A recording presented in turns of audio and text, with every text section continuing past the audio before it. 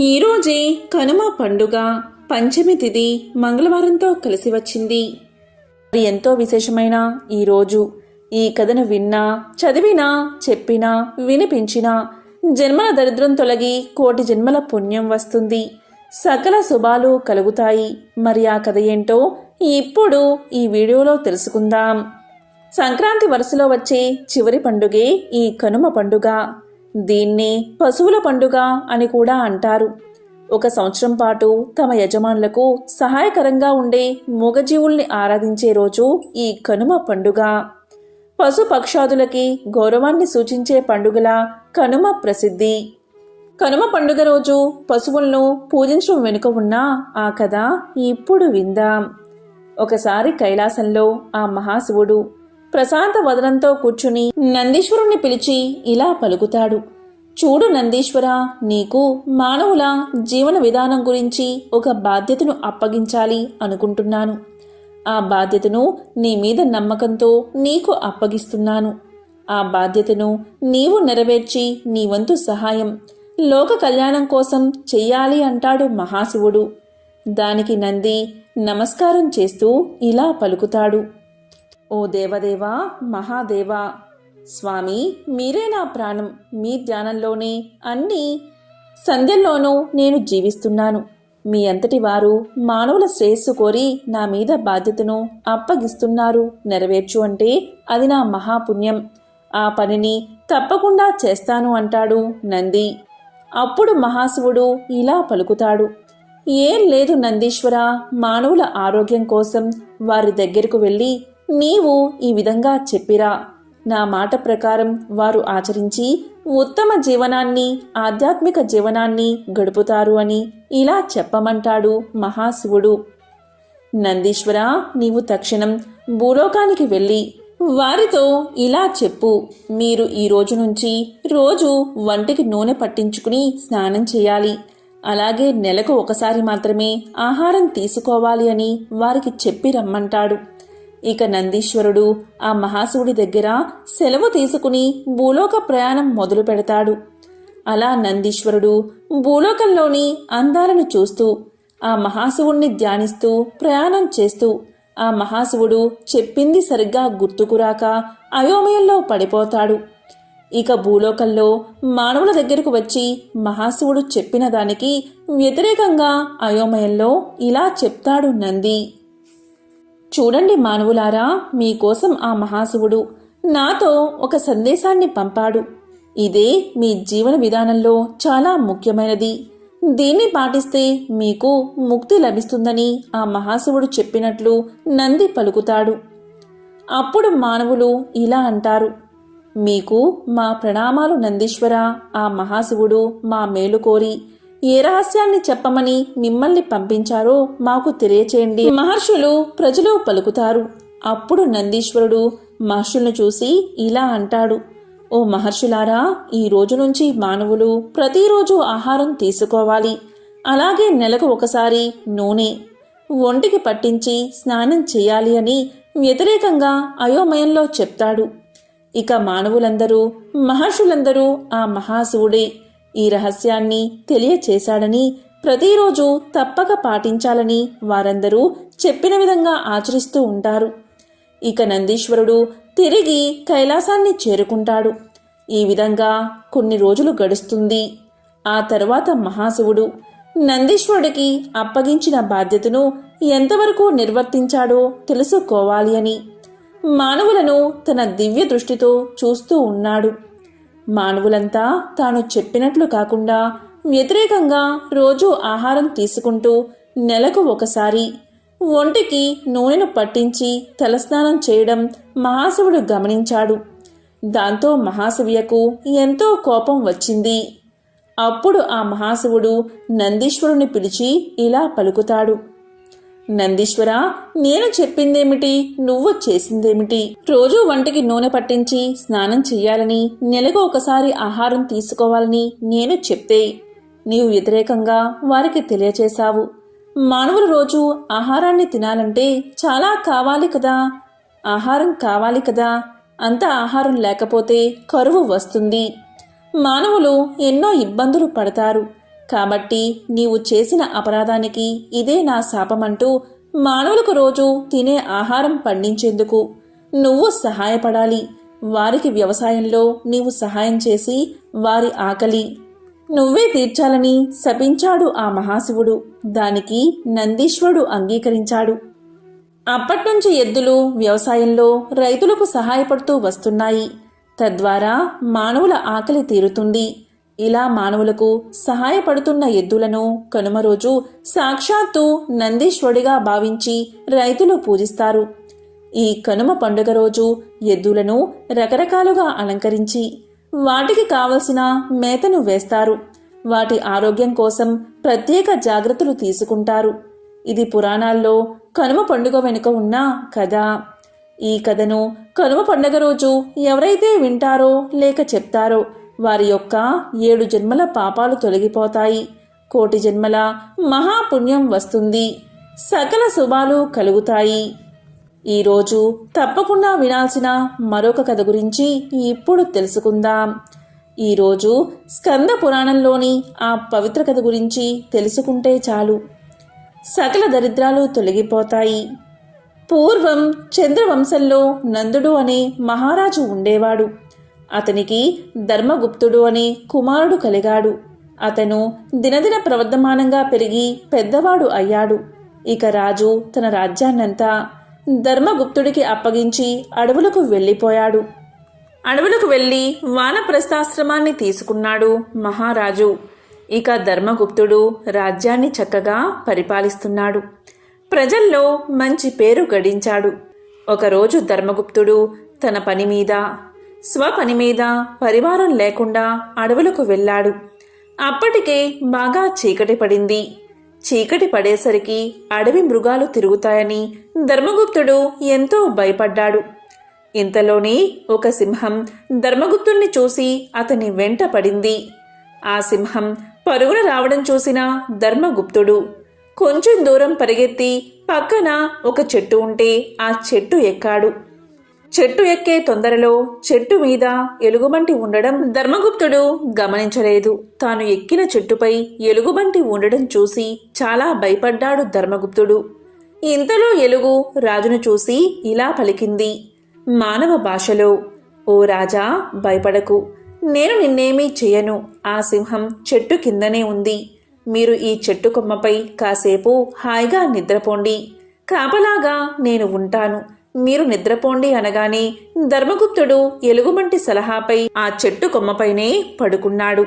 ధర్మగుప్తుడు ఇలా నిద్రలోకి జారుకోగానే చెట్టు కింద ఉన్న సింహం ఎలుగుతో ఇలా పలికింది, ఆ రాజును నువ్వు నాకు ఆహారంగా కిందకు పడేయి అనగానే ఎలుగుబంటి ఇలా సమాధానం చెప్పింది, నేను రాజుకు అభయాన్ని ఇచ్చాను. అతన్ని కిందకు దోసేసి అతనికి ద్రోహం తలపెట్టలేను. అలా చేస్తే నేను బతికి ఉన్నా వ్యర్థమే. అలా చేస్తే నా జన్మకే అర్థముండదు. అలా చేస్తే వచ్చే పాపం నన్ను జన్మజన్మలకు వెంటాడుతుంది. అలా చేయడం కుదరదు అని పలుకుతుంది.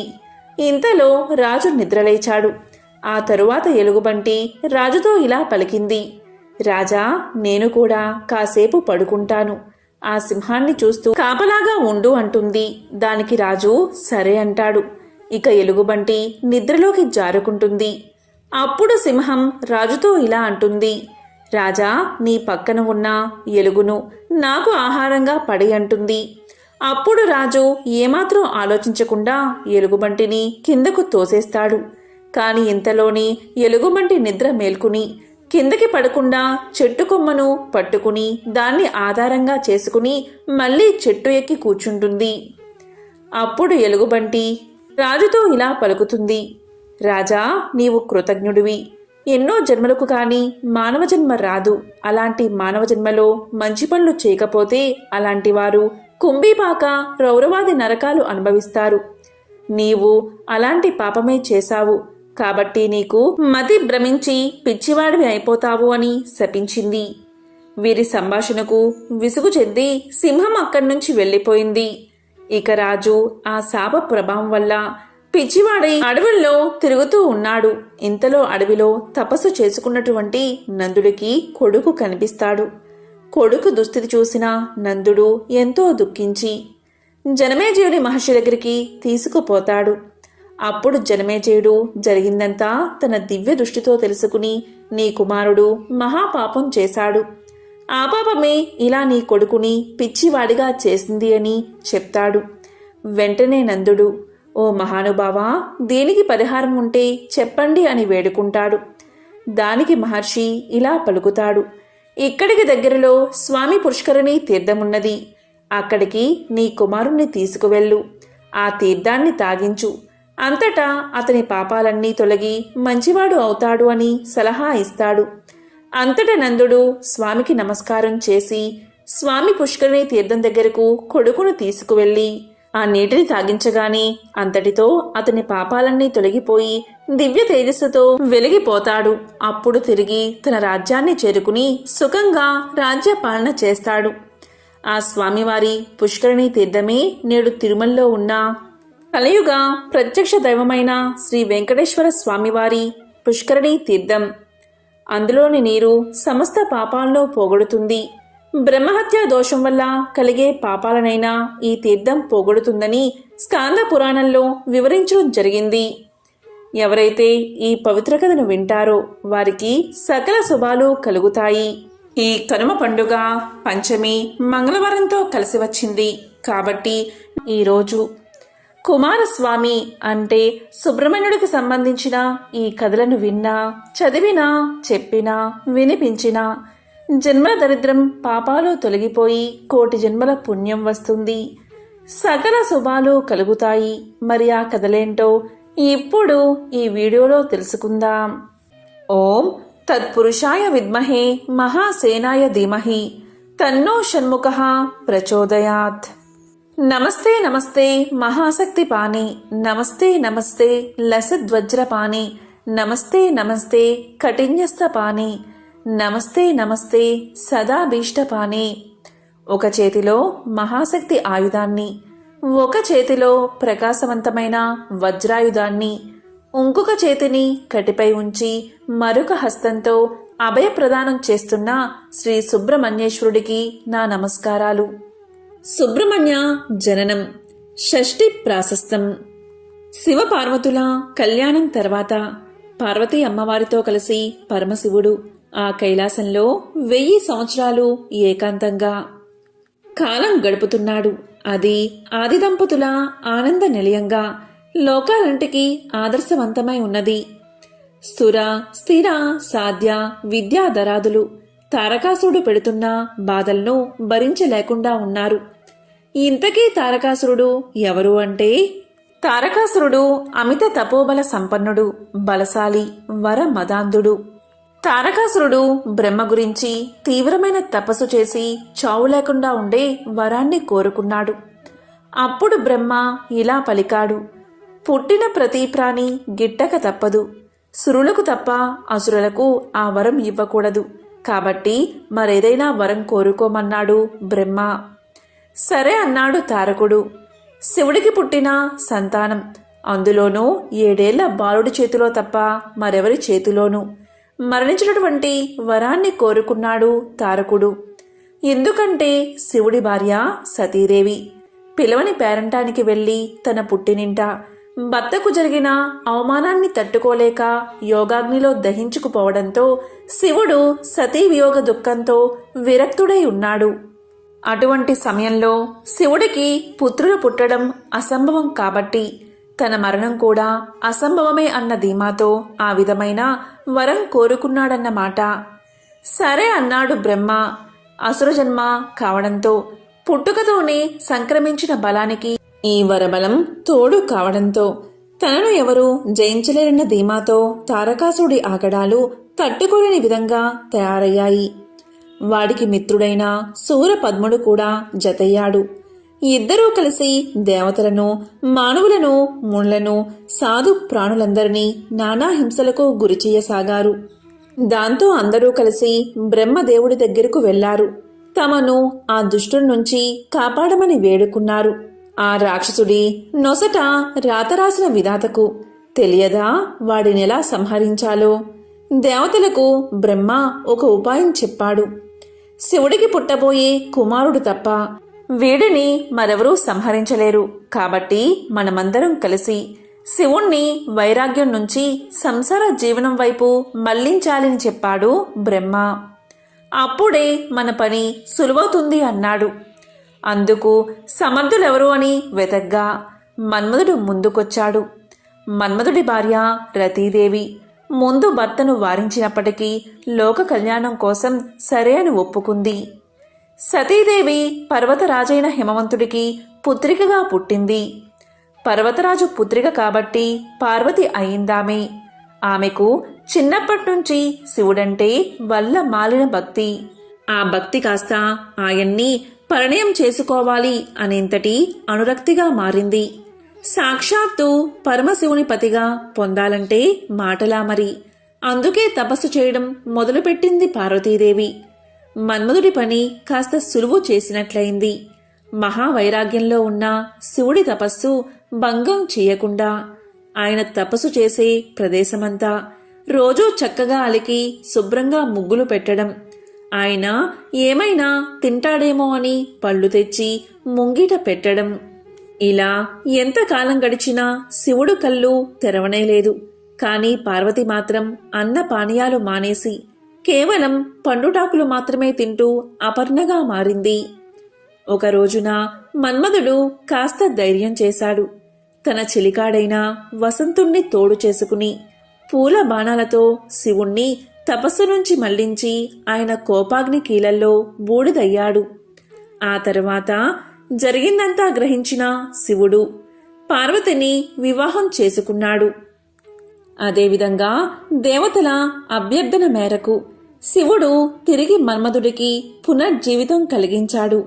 ఈ విధంగా ఉండగా తారకాసుడి ఆగడాలు ఎక్కువైపోయాయి. శివపార్వతులకు వివాహం కాగా వారు ఏకాంతంగా గడుపుతున్నారు.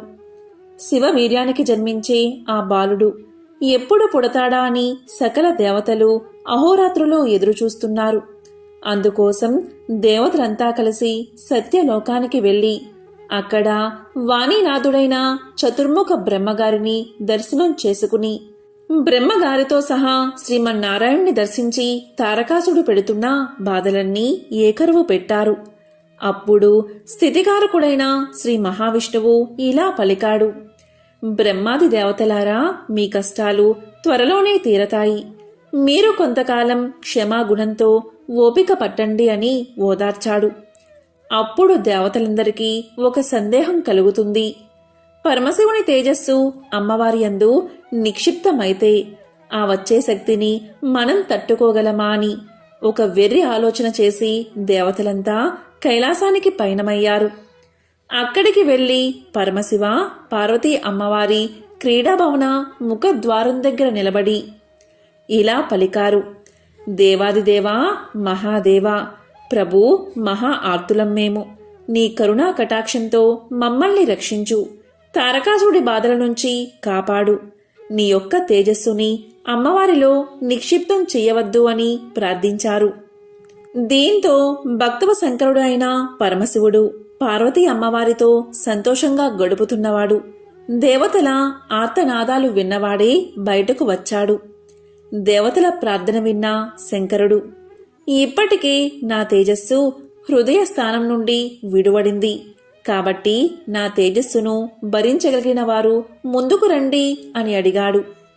పరమశివుని తేజస్సు అమ్మవారు పొంది తాను మాతృమూర్తిని అయ్యే అవకాశాన్ని దేవతల యొక్క తొందరపాటుతనంతో దూరం చేసినందుకు గాను అప్పుడు అమ్మవారు అంటే పార్వతీదేవి ఆగ్రహం చెందినదై దేవతలందరినీ ఇలా శపిస్తుంది: ఓ దేవతలారా, నాకు సంతానం కలగకుండా అడ్డుకున్నారు కాబట్టి ఇక మీదట దేవతలెవరికి సంతానం కలగదు అని శపించింది.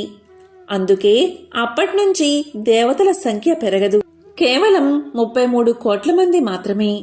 అప్పుడు దేవతలందరి ప్రార్థన మీద హవ్యవాహనుడు అంటే అగ్నిదేవుడు ఆ శివతేజాన్ని తాను స్వీకరించాడు.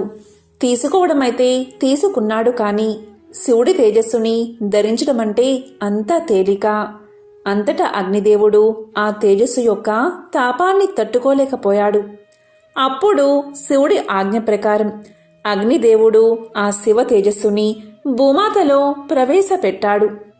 అంతటా భూమాత ఆ తేజస్సును భరించలేక వెళ్ళి గంగామాతకు ఇస్తుంది. అప్పుడు గంగమ్మ ఆ శివతేజాన్ని స్వీకరిస్తుంది.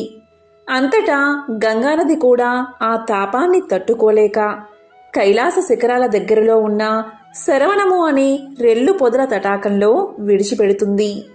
ఆ రెల్లు పొదల తటాకం నుంచి 6 ముఖాలతో 12 చేతులతో దివ్య మంగళ స్వరూపుడై మార్గశీర్ష శుక్ల షష్ఠి నాడు ఒక బాలుడు ఉద్భవించాడు. ఆయనే మన బుజ్జి సుబ్రహ్మణ్యేశ్వర స్వామివారు.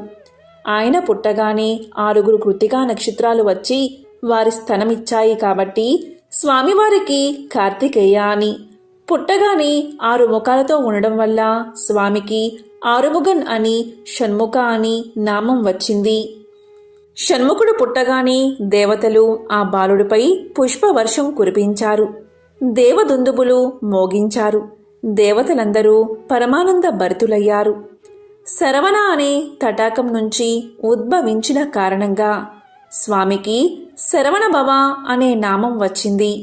ఇంతలో గంగమ్మ కూడా వచ్చి కొంతసేపు నేను కూడా శివతేజాన్ని భరించాను కాబట్టి నాకు కూడా కుమారుడే అని చెప్పింది. అప్పట్నుంచి స్వామికి గాంగేయ అనే నామం వచ్చింది. అలాగే అగ్నిదేవుడు కూడా చెప్పడంతో వహ్ని గర్భ, అగ్ని సంభవ అనే నామాలు కూడా వచ్చాయి. దేవతలను రక్షించడం కోసం శివుడి నుండి స్కలనమై వచ్చాడు కాబట్టి స్వామికి స్కంద అనే నామం వచ్చింది. అలాగే క్రౌంచ పర్వతాన్ని భేదించడం వల్ల క్రౌంచధారణుడు అని పిలువబడ్డాడు.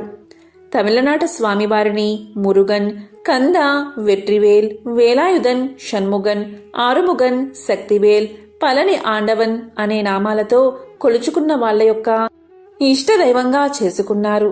ఈ విధంగా శివవీర్యం మార్గశిర శుద్ధ షష్ఠి తిథి నాడు కుమారుడిగా పరిణమించింది. ఇది కుమారస్వామి యొక్క జననం కదా. సరే, ఇంతమందికి పుత్రుడు అయ్యాడు.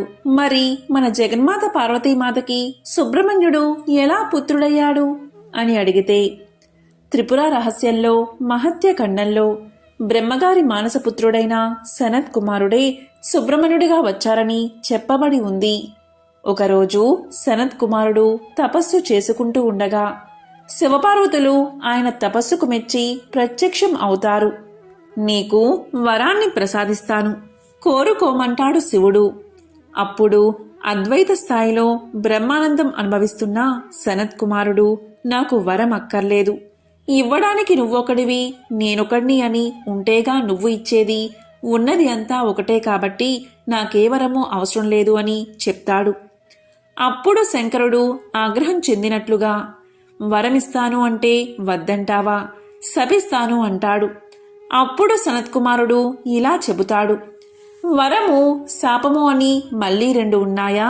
వరమైతే సుఖము, శాపమైతే దుఃఖము అని 2 లేనప్పుడు నువ్వు వరమిస్తే ఏమిటి, శాపమిస్తే ఏమిటి, ఇస్తే ఇవ్వండి అని ఆయన యథావిధిగా ధ్యానంలో మునిగిపోతాడు. అప్పుడు అతని తపస్సుకు మెచ్చిన శంకరుడు, సరే నేనే నిన్ను ఒక వరం అడుగుతాను అంటే ఏమి కావాలి అని అంటాడు సనత్కుమారుడు. అప్పుడు శంకరుడు ఇలా పలుకుతాడు, మాకు పుత్రుడిగా జన్మించమని కోరతాడు. దానికి సనత్కుమారుడు శంకరుడితో ఇలా చెప్తాడు, నేను నీకు మాత్రమే కుమారుడిగా వస్తాను అని చెప్తాడు. ఇదంతా వింటున్న పార్వతీ అమ్మవారు ఇలా పలుకుతారు. ఆమె ఒక్కసారిగా ఉలిక్కిపడి, ఇదేమిటి, శంకరుడికి పుత్రుడిగా వస్తాను అనడమేమిటి, నీకు మాత్రమే అని అంటున్నావు అని అడిగితే అప్పుడు సనత్కుమారుడు ఇలా సమాధానం చెప్తాడు, శివుడు వరమడిగితే అవునన్నాను కాని కోరి కోరి మళ్ళీ గర్భవాసం చేసి యోని సంభవుడిగా రానమ్మా, నన్ను క్షమించు అని చెప్తాడు.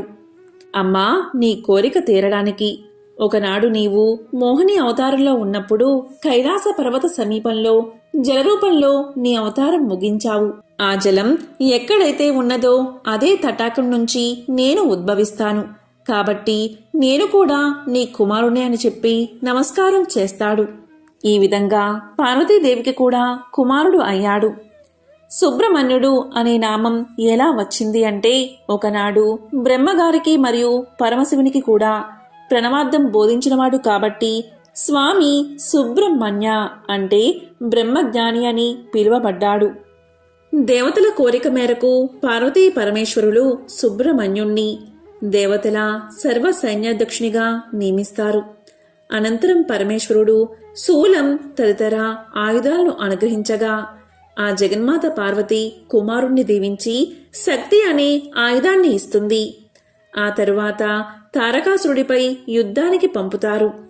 కార్యోన్ముఖుడైన సుబ్రహ్మణ్యుడు నెమలి వాహనమెక్కి 6 ముఖాలు 12 చేతులతో ఉగ్ర రూపం దాల్చి 6 చేతులతో ధనస్సులను మరో 6 చేతులతో బాణాలు ధరించి రాక్షస సేనను ఒకేసారి సంహరించాలని తలచి సర్పరూపం దాల్చి రాక్షసులను ఉక్కిరి బిక్కిరి చేసి భీకర యుద్ధంలో తారకాసురుణ్ణి సంహరిస్తాడు. ఈ విధంగా కుమారస్వామి తారకాసురుణ్ణి సంహరిస్తాడు. తారకాసుడి సోదరుడు శూరపద్ముడిపై కుమారస్వామి దండెత్తి 6 రోజుల పాటు యుద్ధాన్ని చేస్తాడు. ఈ యుద్ధంలో 6వ రోజు శూరపద్ముడు పక్షి రూపాన్ని ధరించి తలపడతాడు. అప్పుడు స్కందుడు శూలాయుధం ప్రయోగించి ఆ పక్షిని 2గా ఖండించగా, ఒకటి నెమలిగా, రెండవది కోడి పుంజుగా మారి స్వామిని శరణు వేడుకుంటాయి. దాంతో స్వామి కరుణించి నెమలిని వాహనంగా, కోడిని ధ్వజంగా చేసుకున్నారు. శ్రీవల్లి, దేవసేన అమ్మవార్లు సుబ్రహ్మణ్యుడి భార్యలు. స్వామికి వారితో వివాహం ఎలా జరిగింది అనేది ఇప్పుడు తెలుసుకుందాం. సుబ్రహ్మణ్యేశ్వర స్వామివారి వివాహం ముందుగా దేవసేన అమ్మవారితో జరిగింది. దేవసేన అరిష్టనేమి అని పిలువబడే ఒక ప్రజాపతి యొక్క కుమార్తె. ఈమెకు దైత్యసేన అనే ఒక చెల్లెలు ఉండేది. దేవసేన అందరినీ ఆకర్షించే అద్భుతమైన అందం ఆమె సొంతం. ఒక రోజున దేవసేన తన చెల్లెలు అయిన దైత్యసేనతో ఆడుకుంటూ ఉంది. ఆ సమయంలో అక్కడికి ఒక రాక్షసుడు వచ్చి దేవసేనను భయపెట్టి ఎత్తుకుపోయే ప్రయత్నం చేస్తాడు. ఆవిడ గట్టిగా కేకలు పెడుతుంది. ఆ సమయంలో ఇంద్రుడు ఐరావతం మీద వెళ్తూ ఉంటాడు. ఆయన వెంటనే తన వజ్రాయుధంతో రాక్షసుని సంహరించి అరిష్టనేమి కుమార్తె అయిన దేవసేనను రక్షిస్తాడు. వెంటనే ఇంద్రుడు అరిష్టనేమితో ఇలా పలుకుతాడు, ఈ దేవసేనను నేను నా కుమార్తెగా చేసుకోవాలి అనుకుంటున్నాను. మీరు దైత్యసేనను మీరే పెంచుకోండి. దయచేసి నా ప్రార్థన మన్నించండి అని అడుగుతాడు. ఇక ప్రజాపతి అయిన అరిష్టనేమి అంగీకారంతో దేవసేనను తీసుకెళ్లి పెంచడం మొదలు పెడతాడు ఇంద్రుడు. ఆ పిల్ల పెరిగి పెద్దదవుతూ ఉంటే ఇంద్రుడికి ఒక ఆలోచన వస్తుంది. ఈ దేవసేనను దక్కించుకోగలిగినవాడు, పరాక్రమంతో పాటు కారుణ్యం అపారంగా కలిగినవాడే ఉండాలి. అటువంటి వాడికే నా కూతుర్నిచ్చి వివాహం చేస్తాను అనుకున్నాడు. ఆ సమయంలోనే ఒక ఆశ్చర్యకరమైన సంఘటన జరిగింది. తారకాసుడి సంహారం తర్వాత తారకాసుడి తమ్ముడైన శూరపద్ముణ్ణి ఆ కుమారస్వామి వధిస్తాడు. తన కుమార్తెకు అలాంటి వాడినే ఇచ్చి వివాహం చెయ్యాలి అనుకుంటాడు ఇంద్రుడు. సుబ్రహ్మణ్యుడి పరాక్రమాలు చూసిన ఇంద్రుడు అతని తల్లిదండ్రులైన శివపార్వతుల గురించి తెలిసిన వాడే కావడంతో తన కూతురైన దేవసేనను సుబ్రహ్మణ్యుడికిచ్చే వివాహం చెయ్యాలి అని నిశ్చయించుకుంటాడు. వెంటనే ఇంద్రుడు సుబ్రహ్మణ్యుడి దగ్గరకు వెళ్ళి వివాహ విషయంపై అతని అభిప్రాయాన్ని అడిగి, అదేవిధంగా అతని తల్లిదండ్రుల నుంచి శివపార్వతుల నుంచి అంగీకారం తీసుకుని తన పెంపుడు కూతురైన దేవసేనను సుబ్రహ్మణ్యుడికిచ్చి వివాహం జరిపిస్తాడు. స్వర్గాధిపతి అయిన ఇంద్రుడు తన కూతురైన దేవసేనను సుబ్రహ్మణ్యేశ్వర స్వామికిచ్చి వివాహం చేసేటప్పుడు అల్లుడికి ఐరావతాన్ని బహుమతిగా ఇచ్చాడట. ఐరావతం ఇంద్రలోకం నుంచి ఎప్పుడైతే వెళ్ళిందో అప్పట్నుంచి ఇంద్రుడి సంపద కరిగిపోసాగిందట. ఇది గమనించిన సుబ్రహ్మణ్యుడు ఇంద్రుడికి తిరిగి ఐరావతాన్ని ఇవ్వబోతాడు. కాని ఇంద్రుడు బహుమతిని వెనక్కి తీసుకోవడానికి నిరాకరించాడట. ఐరావతాన్ని ఇంద్రలోకం వైపు తిరిగి ఉండేలా మార్గాన్ని కోరతాడు ఇంద్రుడు. దానితో ఇంద్రలోకం తిరిగి కలకల్లాడిందని పురాణాలు చెబుతున్నాయి. ఈ విధంగా దేవసేన అమ్మవారి సుబ్రహ్మణ్యేశ్వరుల వారి వివాహం అంగరంగ వైభవంగా జరిగింది. ఇక వల్లీదేవి స్వామివార్ల వివాహం ఎలా జరిగిందో ఇప్పుడు తెలుసుకుందాం. పురాణాలలో కుమారస్వామి శ్రీ వల్లీల వివాహం ఎంతో విచిత్రమైనది. దీని వృత్తాంతం తప్పకుండా తెలుసుకోవాలి.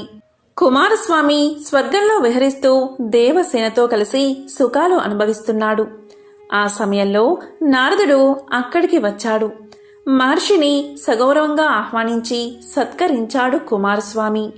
కుశల ప్రశ్నలు అయిన తర్వాత, స్వామి, ముల్లోకాల్లోని జనులు సుఖంగా ఉన్నారా? దుర్మార్గులు, దుష్టులు, అధర్మపరులు విజృంభించడం లేదు కదా?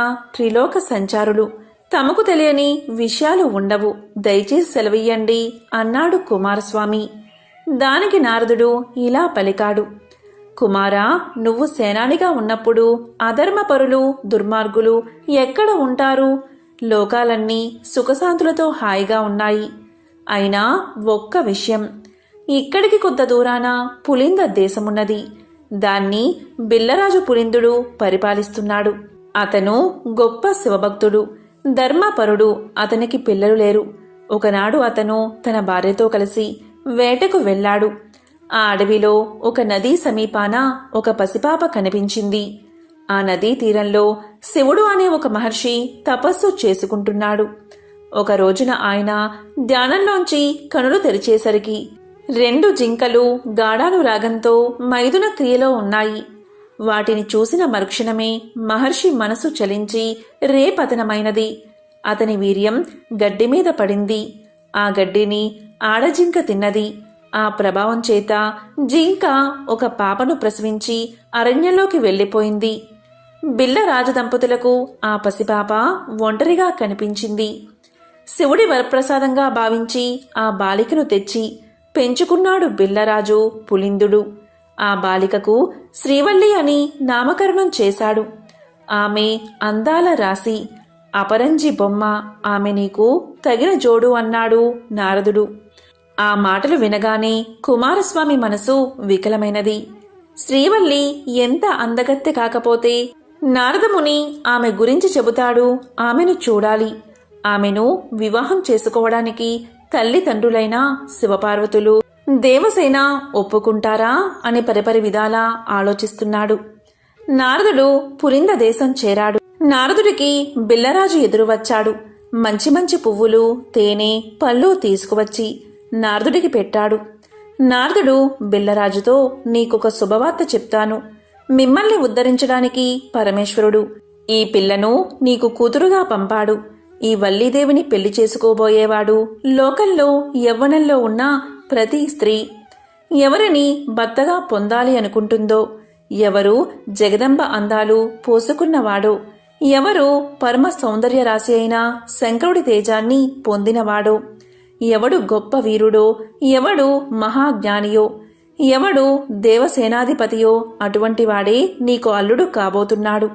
నీ అదృష్టమే అదృష్టమన్నాడు నారదుడు. బిల్లరాజు నారదుడి మాటలు విని చాలా పొంగిపోయాడు. ఆ మాటలు విన్న శ్రీవల్లి కూడా దేవసేనాని తన్ను వివాహం చేసుకుంటాడా? ఆది దంపతులు తన్ను కోడలుగా చేసుకోవడానికి ఒప్పుకుంటారా? ఇలాంటి ఆలోచనలతో కాలం గడుపుతుంది. ఒకరోజు అనుకోకుండా కుమారస్వామి కొత్త ప్రదేశానికి వెళ్తాడు. అది పులిందపురము ఉద్యానవనం. ఆ సమయంలో రాజకుమారి చెల్లుతో కలిసి వనవిహారం చేస్తున్నది. ఆ ముగ్ధ మోహనాకారాన్ని చూశాడు కుమారస్వామి. కుమారస్వామి వనంలోకి ప్రవేశించి వల్లీదేవి వంక చూసి, బహుశా బ్రహ్మ తన సృష్టి శక్తిలోని సౌందర్యానంతా ఒకచోట రాశీభూతం చేసి ప్రాణ ప్రతిష్ఠ చేస్తే ఆమె ఈ వల్లి అయి ఉంటుంది. ఈ పిల్లతో ఒకసారి మాట్లాడాలి అనుకున్నాడు సుబ్రహ్మణ్యుడు. లతాంగి, నన్ను చేపట్టవా అని అడిగాడు. ఆవిడ ఈయన వంక చూసి, అబ్బో, ఇతడు ఎంత అందగాడో అనుకుని, నారదుడు మా ఇంటికి వచ్చినప్పుడు నాకు సుబ్రహ్మణ్యుడితో వివాహం అవుతుందని చెప్పాడు. ఈ పిల్లవాడు అందగాడు కావచ్చు, కాని నా మనస్సునందు పాప పంకిలమైన భావం కలగరాదు. నేను సుబ్రహ్మణ్యుడికి చెందిన దానను. పార్వతీ పరమేశ్వరుల కుమారుడే అయి ఉంటే నా రొట్టె విరిగి నేతిలో పడినట్లే కదా అనుకుని, ఇంట్లో పెద్దవాళ్లు ఉన్నారు, ఏదైనా అడగవలసి వస్తే మా తల్లిదండ్రులను అడగాలి. అయినా కుమారస్వామి నాకు భర్త అవుతాడని నారదుడు చెప్పాడు. అందువల్ల నా మనస్సు ఆయనకే అర్పించబడింది అని సమాధానం చెప్పింది. ఆమె అలా చెప్పగానే మహానుభావుడు సుబ్రహ్మణ్యుడు ఒక్కసారి తన నిజరూపాన్ని చూపించాడు. ఆ తల్లి పొంగిపోయింది. ఇంతలో తండ్రి వచ్చి ఇంటికి తీసుకువెళ్ళిపోయాడు. ఇంటికి వెళ్ళిన తర్వాత ఆ పిల్ల మనసులో కుండి ఏడుస్తుంది. అయ్యో, ఎక్కడి మహానుభావుడు, నేను ఒక్క మాట నోరు తెరిచి చెప్పలేదు అని బాధపడుతూ ఉండగా చెలికత్తె ఇలా పలికింది. ఎందుకమ్మా బెంగ పెట్టుకుంటావు? ఒక ఆకు మీద ఉత్తరం రాసి నాకు ఇవ్వు, నేను పట్టుకు వెళ్ళి ఆయనకు ఇస్తాను అంది. అక్కడ సుబ్రహ్మణ్యుడు పుష్పవాటికయందు ఒక సరోవరం ఒడ్డున కూర్చుని ఉన్నాడు. చెలికెత్తి వెళ్ళి పత్రం చూపించింది. ఆయన చదివి వల్లీదేవి దగ్గరకు వెళ్దాము అన్నాడు. అప్పుడు చెలికత్తె అలా వద్దు, నేను పిల్లను తీసుకువస్తాను అని చెప్పి వెళ్ళి వల్లీదేవిని తీసుకువచ్చింది. వారిద్దరూ మాట్లాడుకుంటూ కూర్చున్నారు. ఈలోగా తెల్లారిపోయింది. పిల్ల కనబడలేదని అందరూ వెతుకుతూ సరోవరం ఒడ్డు దగ్గరకు రాగా ఇద్దరూ కనబడ్డారు. బిల్ల నాయకుడికి ఆ యువకుడు సుబ్రహ్మణ్యుడు అని తెలియదు. సుబ్రహ్మణ్యుడు కూడా వేటగాని వేషంలో ఉన్నాడు. వెంటనే ఆగ్రహంతో తన పరివారంతో ఆయన మీద బాణాలు ప్రయోగించాడు బిల్ల నాయకుడు. అప్పుడు సుబ్రహ్మణ్యుడు పీలగా నవ్వుతూ వాటన్నిటినీ స్వీకరించి వల్లీదేవి వంక చూసి వారి మీద సమ్మోహనాస్త్రాన్ని ప్రయోగించాడు. అందరూ కిందపడి స్పృహతప్పిపోయారు. అప్పుడు వల్లీదేవి తన వాళ్ళందరూ పడిపోయారని ఏడ్చింది. అప్పుడు స్వామివారు అనుగ్రహించేసరికి మరలా వారందరికీ స్పృహ వచ్చి లేచారు. వారు లేచి చూసేసరికి శూలం పట్టుకుని నెమలి వాహనం మీద వల్లీదేవితో కలిసి కూర్చున్న సుబ్రహ్మణ్యుడు సాక్షాత్కరించాడు. ఆ బిల్లులందరూ నేలమీద పడి సుబ్రహ్మణ్యుడికి సాష్టాంగ నమస్కారం చేసి పొంగిపోయారు. నారదుడు దేవసేనతో పార్వతీ పరమేశ్వరులతో అక్కడకు వచ్చాడు. నేనెంత భాగ్యవంతురాలినో కదా అనుకుని వల్లీదేవి పార్వతీ పరమేశ్వరులకు నమస్కారం చేసింది. అప్పుడు సంతోషంగా పార్వతీ పరమేశ్వరులతో దేవసేనతో కలిసి ఏ అరమరికలు లేకుండా ఆనాటి నుంచి ఈనాటి వరకు భక్తుల కోర్కెలు అనుగ్రహించడానికి సుబ్రహ్మణ్య స్వామివారు తిరుత్తనియందు వెలసి ఉన్నారు. సుబ్రహ్మణ్యుణ్ణి పూజిస్తే మన పాపాలన్నీ దగ్ధం అయిపోతాయి, వంశాభివృద్ధి కలుగుతుంది. ఇది శ్రీ సుబ్రహ్మణ్యేశ్వర స్వామివారి యొక్క వివాహ కథ. సంతానం కోరుకునేవారు సుబ్రహ్మణ్యేశ్వరుణ్ణి పూజించాలి. ఎవరైతే ఈ సుబ్రహ్మణ్య షష్ఠి రోజు సుబ్రహ్మణ్యుడి కథ విన్నవారికి లేక చదివిన వారికి జన్మల పాపాలు తొలగి కోటి జన్మల పుణ్యం వస్తుంది, సకల శుభాలు కలుగుతాయి. సుబ్రహ్మణ్య షష్ఠి రోజు వల్లి దేవసేన సమేతంగా ఉన్న స్వామివారి ఆలయాన్ని దర్శించుకుంటే సంతానానికి సంబంధించిన ఇబ్బందులు తొలగిపోతాయి. సుబ్రహ్మణ్య స్వామికి అభిషేకం చేయించిన, అష్టకం చదువుకున్న కష్టాలు తీరి స్వామివారి అనుగ్రహం లభిస్తుంది. నాగుల చవితి నాగ పంచమి రోజు పుట్టలో పాలు పోయలేకపోయినవారు సుబ్రహ్మణ్య షష్ఠి రోజు పుట్టలో పాలు పోసి నువ్వులు బెల్లంతో చేసిన చిమ్మిలి, బియ్య పిండితో చేసిన చలిమిడి నైవేద్యంగా సమర్పిస్తే అన్నీ శుభాలే జరుగుతాయి. మంచి సంతానం కలగాలి అన్నా, ఆర్థిక సమస్యలు తీరాలి అన్నా, కోర్టు లావాదేవీల్లో విజయం సాధించాలి అన్నా, విద్యార్థులకు మందబుద్ధి తొలగి జ్ఞానం రావాలి అంటే సుబ్రహ్మణ్యేశ్వర స్వామి ఆరాధనే మంచి పరిష్కారం. షష్ఠి రోజున భక్తులు తెల్లవారే లేచి తలంటు స్నానం చేసి పాలు పంచదారతో నిండిన కావిడ ధరించి సుబ్రహ్మణ్యుడికి సమర్పిస్తారు. ఈ కావడిలోని వస్తువులు భక్తుల మొక్కులు బట్టి ఉంటాయి.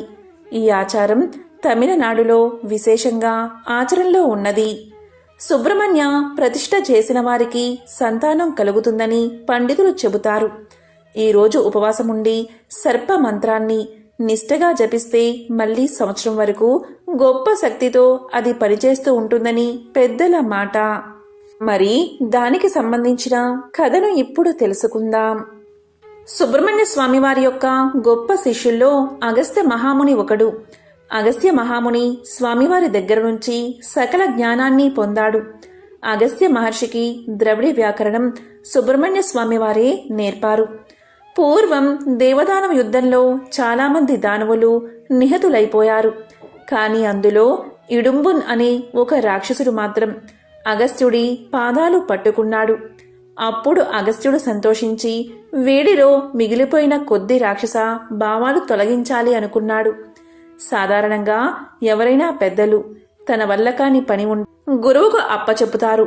వీడు రాక్షసుడు కదా అని సంహరించడం కాదు, వీడిలో ఉన్న అసురీ గుణాలు తీసేయాలి అని ఆలోచించి లోకంలో ఆది గురువు దక్షిణామూర్తి శంకరుడు ఉండేది కైలాసంలో కదా, అందుకని ముందు అక్కడికి పంపిద్దాము అనుకుని ఇడుంబుణ్ణి పిలిచి, ఒరేయ్, నేను కైలాసం నుండి 2 కొండలు తెద్దామని చాలా కాలం నుంచి అనుకుంటున్నాను. వాటిని శివగిరి, శక్తిగిరి అంటారు. నువ్వు వెళ్ళి ఆ 2 కొండలను ఒక కావిడిలో పెట్టుకుని నేను ఉన్న చోటికి తీసుకురా అని ఆజ్ఞాపించాడు. సరే ఇడంబుడు వంట్లో ఓపికంది కదా, కైలాసం వెళ్ళి ఆ 2 కొండలను తన కావిడిలో పెట్టుకుని బయలుదేరతాడు. అప్పుడు శంకరుడు అనుకుంటాడు, ఈ రాక్షసుడి అసురీతత్వం పోగొట్టడం జ్ఞానరాశి అయినటువంటి మా సుబ్రహ్మణ్యుడు చేస్తాడులే అనుకుని ఇడంబుణ్ణి వెళ్ళనిస్తాడు. ఇక్కడ స్వామి పళని కొండ మీద చిన్న పిల్లవాడిగా ఉన్నాడు. ఇడంబుడు దారిలో వస్తూ ఉండగా సరిగ్గా పళని దగ్గరికి వచ్చేసరికి ఆ కొండలు మొయ్యలేక ఆయాసం వచ్చి కాసేపు కింద పెట్టి సేద తీరాడు ఇడుంబుడు. మళ్లీ కావిడి ఎత్తుకుందామని కిందకి వంగి కావిడి బద్ద భుజం మీద పెట్టుకుని లేచి నిలబడి 2 వైపులా బరువు సమానంగా ఉండేలా సర్దుదామని చూస్తే ఒకవైపు ఎక్కువ బరువు, ఇంకోవైపు తేలిక అవుతోంది కాని సమానంగా ఎంతసేపటికి కుదరట్లేదు. ఇంకా విసుగొచ్చి ఏమిటిరా ఈ కావిడి అనుకుని అలా పైకి చూస్తాడు ఇడుంబుడు. పైకి చూడగాని అక్కడ సుబ్రహ్మణ్యుడు చిన్న పిల్లవాడి రూపంలో పకపకా నవ్వుతున్నాడు. ఇది చూసి ఇడుంబుడికి కోపం వచ్చేసింది. ఇదే రాక్షస ప్రవృత్తి అంటే. ఏదో చిన్నపిల్లవాడు నవ్వుతున్నాడులే అనుకోవచ్చు కదా. స్వామికేసి తిరిగి, ఏమిటా నవ్వు? నేనేమైనా ఈ కావిడి ఎత్తలేనని అనుకుంటున్నావా? కైలాసం నుంచి తీసుకొచ్చాను. ఏమిటా వెర్రి నవ్వు? నిన్ను చంపేస్తాను ఇవాళ అని ఆ కొండ మీదకి పరిగెత్తాడు. తెలిసి పరిగెత్తాడో తెలియక పరిగెత్తాడో పళని కొండ మీదకి పాదచారి అయి వెళ్ళాడు. పైకి వెళ్ళాక స్వామి 2 గుద్దులు గుద్దాడు. ఇంకా ప్రాణం వదిలేస్తున్నాను అన్నప్పుడు వాడికి తెలిసింది, ఈ పిల్లవాడు సామాన్యుడు కాదురా, మా గురువుగారికి గురువు, సాక్షాత్తు ఈశ్వరపుత్రుడు అని. అప్పుడు వేడుకుంటాడు, ఈశ్వరా, తెలుసుకోలేకపోయాను. మీ చేతి గుద్దులు తిన్నాను, నాకు వరాన్ని ఇవ్వండి అన్నాడు. ఏమిటో అడుగు అన్నాడు స్వామి. ఇడంబుడు ఇలా పలికాడు, స్వామి, నేను ఈ పళనిలోనే కదా కావిడి ఎత్తలేకపోయాను. ఈ కావిడి వల్లనే కదా మిమ్మల్ని చేరడానికి మార్గం లభించింది.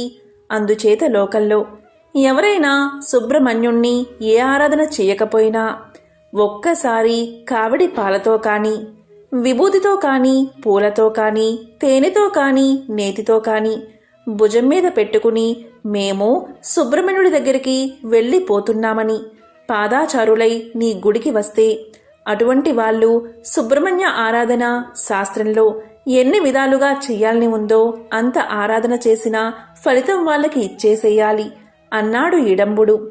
స్వామి అనుగ్రహించి సరే అని ఆ కోరికని కటాక్షించి, ఇకపై నా దగ్గరకు వచ్చే భక్తులు ఎవరైనా ముందు నీ దర్శనం చేసి నా వద్దకు రావాలని వరాన్ని ప్రసాదించాడు. అందుకే అప్పట్నుంచి అన్ని సుబ్రహ్మణ్య క్షేత్రాలలో, ప్రత్యేకంగా తమిళనాడులో స్వామివారిని చేరే మార్గంలో ఇడంబుడి మూర్తి ఉంటుంది. అక్కడ ఆయనకు నమస్కారం చేసిన తర్వాతే సుబ్రహ్మణ్యుడి దర్శనం చేసుకోవాలి. తమిళులు సుబ్రహ్మణ్యుడికి కావిళ్లు ఎత్తి సుబ్రహ్మణ్యుణ్ణి దర్శనం చేసుకుంటారు. ఎవరైతే సంతానం లేక బాధపడుతున్నారో, దోషాలతో నాగదోషం, సర్పదోషం, రాహుకేతు దోషాలతో సతమతమవుతున్నారు, అలాంటి వారు శ్రీ సుబ్రహ్మణ్యుణ్ణి తప్పకుండా ఆరాధించాలి. సుబ్రహ్మణ్యుడి 6 ముఖాలు ఇవే. మొదటిది మయూర వాహనాన్ని అధిరోహించి కేలి విలాసాన్ని ప్రదర్శించే ముఖం. రెండవది పరమేశ్వరుడితో జ్ఞాన చర్చలు జరిపే ముఖం. మూడవది సురుడు అనే రాక్షసుణ్ణి వధించిన స్వరూపానికి ఉన్న ముఖం. నాల్గవది శరణు కోరిన వారిని సంరక్షించే ముఖం. ఐదవది శూలాయుధ పాణి వీరుడిగా ప్రస్ఫుటమయ్యే ముఖం. ఆరవది లౌకిక సంపదల్ని అందించే ముఖం.